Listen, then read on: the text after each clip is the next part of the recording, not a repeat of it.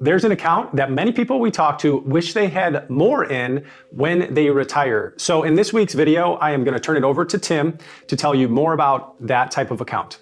There's a retirement account that many retirees and pre-retirees often overlook. And many times, not having this type of account really restricts their options when it comes to helping save on taxes, whether that's through tax-efficient withdrawal planning, tax loss harvesting, or optimizing their charitable giving. Number two, Roth conversions, planning those out over a long period of time. What's the best strategy over my retirement or even before I retire?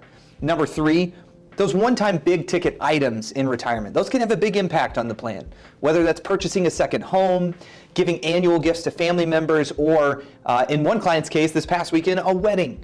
Those are big ticket items. It's important to have options for paying for those that aren't just retirement accounts. Now, the reason why this is so overlooked is because it's technically not a retirement account, like your 401k, IRA, 403b, Roth, or even HSA. This account is your individual, joint, or trust investment account. For today's purpose, we'll call it your taxable investment account.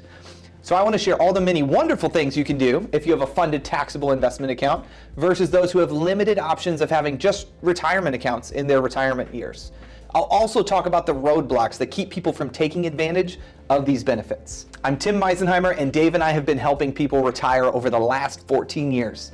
We created this channel to share what's been working for our clients, and hopefully it's helpful for you too. If you like retirement-specific videos like this, be sure to subscribe. We usually put out about one per week. So this past year, we got to talk to many soon-to-be retirees that weren't too worried about running out of money, but they did want to optimize what they were doing, so they didn't have to pay more tax than what they needed to. There was one couple who came to us, and they were excited about this period between age 60 and 70, where they heard that could be a sweet spot for converting some of their IRA money to Roth IRA money.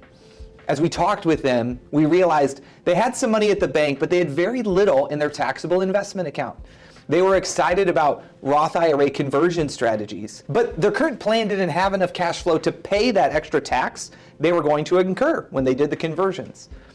It's one reason to be really careful when you hear ideas like here on YouTube around Roth conversion strategies. Remember, it's going to cost you some tax now to save on tax later, and that's okay if it makes sense. But you need cash to pay for that tax. And a taxable investment account is one of those buckets that can really help. So the good news for this couple was that they had a few years until retirement. And we looked at how much was projected to be in their pre-tax IRA by age 72 and what the required distribution would be. It was going to be a substantial forced pay raise that would kick them into an even higher tax bracket for income that they weren't going to need. So the plan for them was to start funding the taxable investment account more than what they'd been doing in the past, to build up that bucket and be ready for this Roth conversion sweet spot. By the way, if you like these kinds of videos, give it a like so that we know that these are helpful. So we've also talked with couples in the past who only have retirement accounts with taxable distributions, like IRAs and 401ks. So hypothetically, let's say we're talking to Mark, and Mark has $5 million in his overall investment accounts. And it's all in his IRA. And he wants to buy a new camper for $200,000.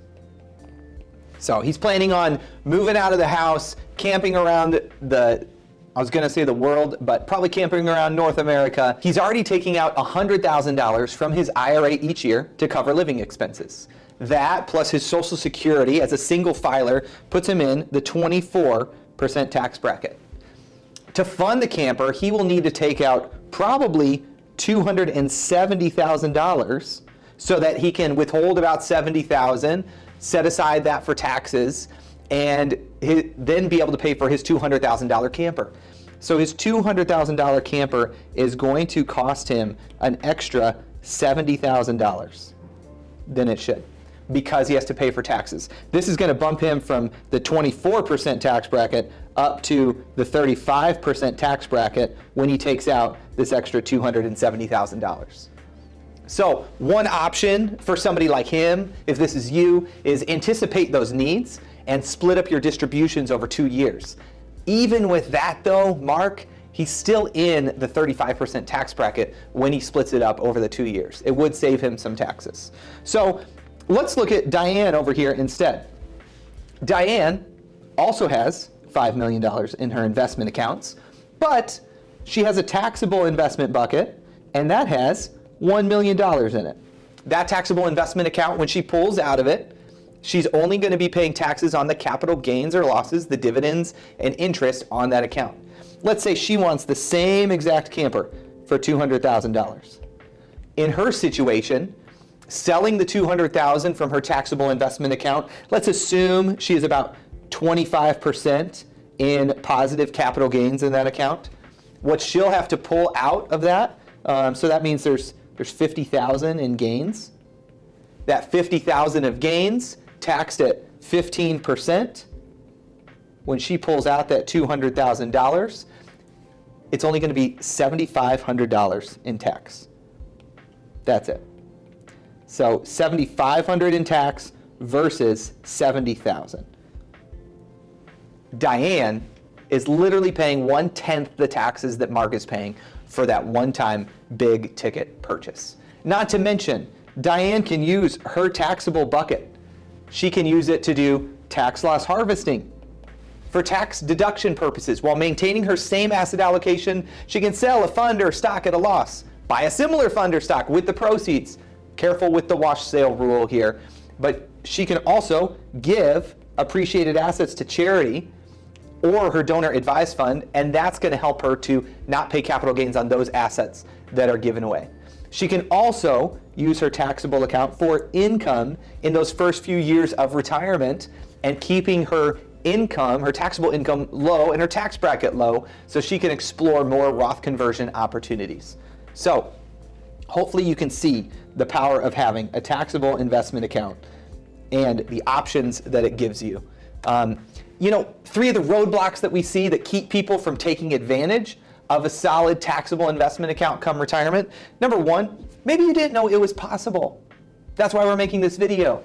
For example, we see a lot of folks with extra savings after maxing out their 401ks.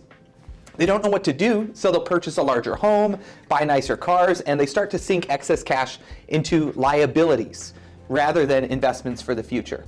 While there's nothing wrong with those things, you might miss out on the benefits that we just talked about. Yes, I did call your personal residence a liability, not an investment. That's another video. Number 2, maybe you own a business and you want to reinvest all your capital into that endeavor. First of all, I love your passion and your drive around that. Being all in says a lot about you as a leader. However, when we work with a business owner, we help create what's called the over-the-wall portfolio, where you split your profits in between reinvesting in the business and a portfolio that's there for you and your family as a plan B. Number 3, maybe you like investing in income-producing real estate. While that can be a worthwhile investment strategy, it's not for everyone. It's hard to actually diversify your real estate portfolio across zip codes, countries, different kinds of real estate, different industries. Most people have very concentrated real estate portfolios.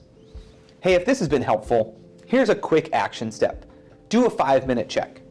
Number 1, take stock of what's in each of your buckets. Model out what you have: IRA, tax-free accounts like Roth IRA, and your taxable bucket. If you're close to retirement and you're thinking about tax strategies or Roth conversion strategies, you could use the DIY retirement planner below, and you could model out some Roth conversions. Option number 2, talk with a CFP certificate and model out your buckets and see what your options are for your retirement withdrawal strategy. And number 3, if taxes are important to you, spend a few minutes trying to model this out by yourself, like a Roth conversion strategy over a long period of time, or have somebody help you. This is a topic that we talk about frequently on this channel. If you haven't subscribed, do so you don't miss out on future tax planning strategies. We'll see you in the next video. Thanks.